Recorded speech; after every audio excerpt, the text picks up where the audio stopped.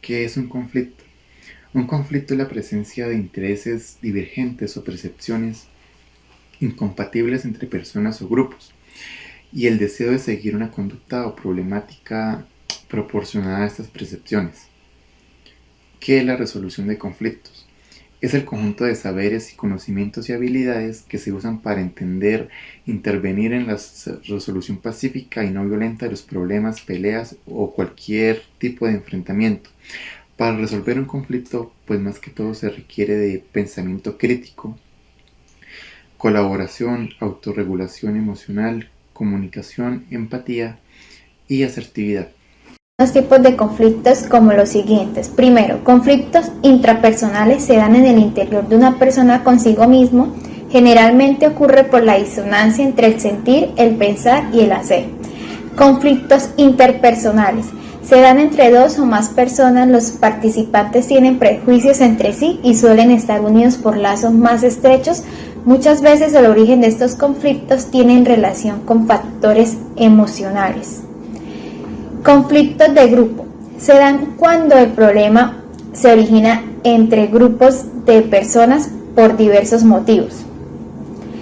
Conflicto de intereses es una situación en la que un individuo se encuentra influenciado por un interés personal o económico o afectivo. Conflicto familiar. Nos encontramos con problemas ya sean de tipo económico o de estabilidad, de vivienda, de falta de padres o cuando la familia está a la deriva o sin una dirección clara, estamos en una presencia de un conflicto familiar. Prevención del conflicto. Para prevención del conflicto manejaremos 3 ítems. El primero, la comunicación. Debemos tener una comunicación asertiva entre las partes, manejando siempre el respeto, ya que esto es importante para no generar un conflicto mayor. También es necesario buscar una persona que nos ayude a comunicarnos con las partes implicadas para que el problema no se expanda y genere un conflicto muchísimo más mayor que después tenga que ser llevado a instancias legales y las partes salgan perdiendo o generando algún problema de gran magnitud, en donde a veces puede generar estos problemas que pueden llevar a golpes o incluso a maltratos por groserías o mediante otro tipo de maltrato psicológico. También el segundo ítem, generar actividades o espacios de esparcimiento y fraternidad con el fin de evitar esos conflictos, ya que sea con una reunión, un encuentro, alguna actividad en específico para que las partes enfaticen y sean capaces de dejar atrás este conflicto en el pasado e iniciar una vida al futuro y dejar el conflicto atrás. Empatía. La manera más fácil de no generar un conflicto es empatizar con las demás personas, porque a veces no sabemos qué problemas puede tener la persona en su casa, en su entorno, o pueden hacer problemas económicos, eso, y a veces generan conflictos por ese tipo de cosas. A veces un conflicto puede generar por un simple hecho económico de que la persona se siente mal, entonces empieza a desquitar con la más persona. Entonces tenemos que tener empatía con nuestros allegados para saber qué es realmente lo que está pasando y evitar que estas cosas se vayan a instancias mayores.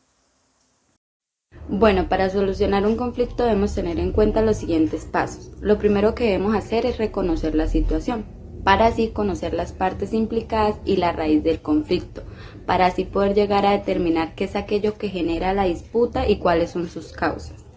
Segundo, escuchar al prójimo. Es recomendable adoptar una actitud de escucha y de recepción para conocer el punto de vista de la otra persona implicada. Tercero, buscar alternativas. Una vez entendido el conflicto y cuáles fueron sus partes y las causas que generó el conflicto, es importante analizar qué se puede hacer para intentar llegar a un acuerdo entre las dos partes.